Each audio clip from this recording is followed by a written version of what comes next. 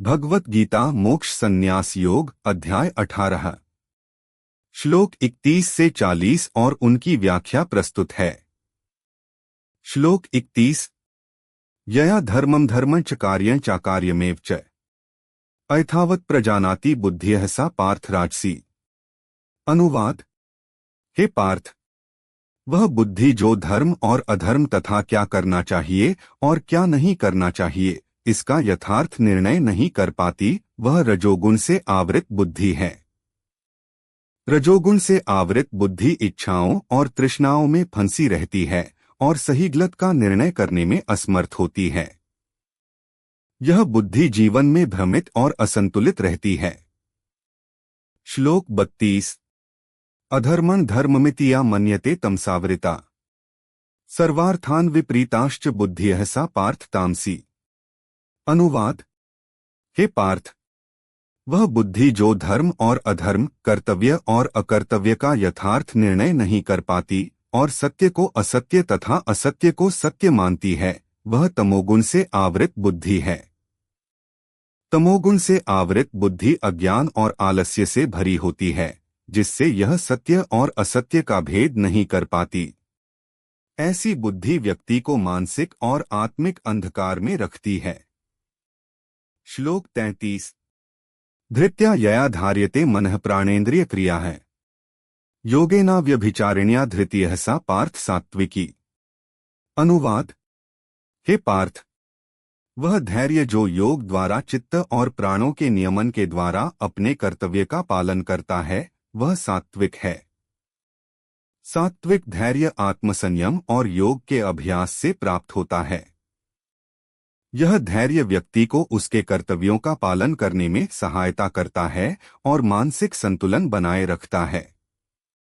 श्लोक 34 यया तु धर्म कामार्थान् धृत्या धार्यतेर्जुन प्रसंगेन फलाकांक्षी धृतियः सा पार्थ राजसी। अनुवाद। हे पार्थ, वह धैर्य जिससे व्यक्ति धर्म, अर्थ और काम के फलों की इच्छा में लगा रहता है, वह रजोगुण से युक्त है। रजोगुणी धैर्य व्यक्ति को भौतिक इच्छाओं और लाभ की प्राप्ति के लिए प्रेरित करता है। यह धैर्य व्यक्तिगत महत्वाकांक्षाओं से भरा होता है और अंततः असंतोष का कारण बनता है। श्लोक 35 यया स्वप्न भयं शोकं विषादं मदमेव च न विमुच्यति दुर्मेधा धृतियः सा पार्थ तामसी। अनुवाद। हे पार्थ, वह धैर्य जिसमें व्यक्ति नींद, भय, शोक, विषाद और उन्माद में लगा रहता है, वह तमोगुण से युक्त है। तमोगुणी धैर्य व्यक्ति को आलस्य, भय और अज्ञान में फंसाए रखता है, जिससे वह निष्क्रिय और दुखी रहता है। ऐसा धैर्य व्यक्ति के आत्मिक पतन का कारण बनता है। श्लोक 36 सुखं त्विदानी त्रिविधं श्रेणु में भर्तर्षभ अभ्यासाद्रम ते यत्र दुःखान्तं च निगच्छति। अनुवाद। हे भर्तर्षभ, अब तू 3 प्रकार के सुखों को जान जो अभ्यास से आनंद देने वाले और दुख के अंत करने वाले होते हैं। श्री कृष्ण अब 3 प्रकार के सुखों का वर्णन करते हैं जो व्यक्ति की जीवन शैली और गुणों के आधार पर उत्पन्न होते हैं। यह सुख व्यक्ति के मानसिक और आत्मिक विकास में सहायक होते हैं। श्लोक 37 यत्तदग्रे विस्मिव परिणामेमृतोपमम् तत्सुखं सात्विकं प्रोक्तमात्मबुद्धि प्रसादजम्। अनुवाद। जो प्रारंभ में विष के समान और अंत में अमृत के समान होता है, वह सुख सात्विक कहा जाता है, जो आत्मज्ञान से उत्पन्न होता है। सात्विक सुख प्रारंभ में कठिनाइयों से भरा होता है, परंतु अंततः यह आत्मिक और मानसिक शांति प्रदान करता है। यह आत्मज्ञान और आत्मसंयम के अभ्यास से प्राप्त होता है। श्लोक 38 विषेन्द्रिय संयोगाद्यत्तदग्रेमृतोपमम् परिणामे विस्मिव तत्सुखं राजसं स्मृतम्। अनुवाद। जो इंद्रियों के संयोग से विषय भोगों के कारण प्रारंभ और अंत में अमृत के समान लगता है, परंतु अंत में विष के समान हो जाता है, वह सुख रजोगुण से उत्पन्न होता है।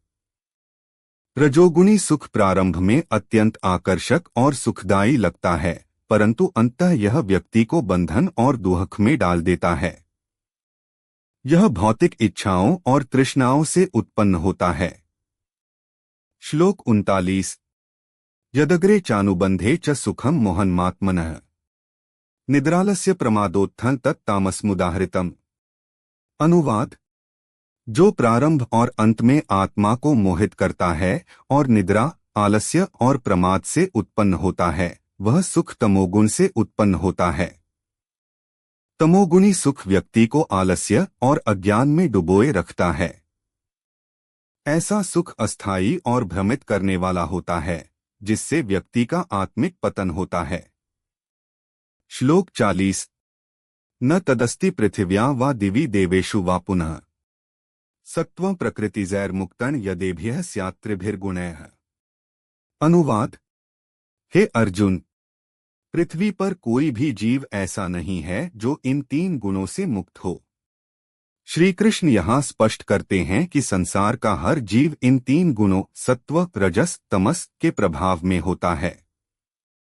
इन गुणों से ऊपर उठने का प्रयास ही मोक्ष की दिशा में अग्रसर करता है। सारांश। श्री कृष्ण अर्जुन को 3 गुणों सत्व, रजस, तमस के प्रभाव और उनके द्वारा उत्पन्न बुद्धि, धैर्य और सुख का वर्णन करते हैं। सत्व गुण आत्मज्ञान और आत्मसंयम को बढ़ावा देता है, रजस गुण इच्छाओं और तृष्णाओं को बढ़ाता है और तमस गुण आलस्य और अज्ञान को प्रोत्साहित करता है। इन गुणों को समझकर और उनसे ऊपर उठकर ही व्यक्ति मोक्ष की प्राप्ति कर सकता है।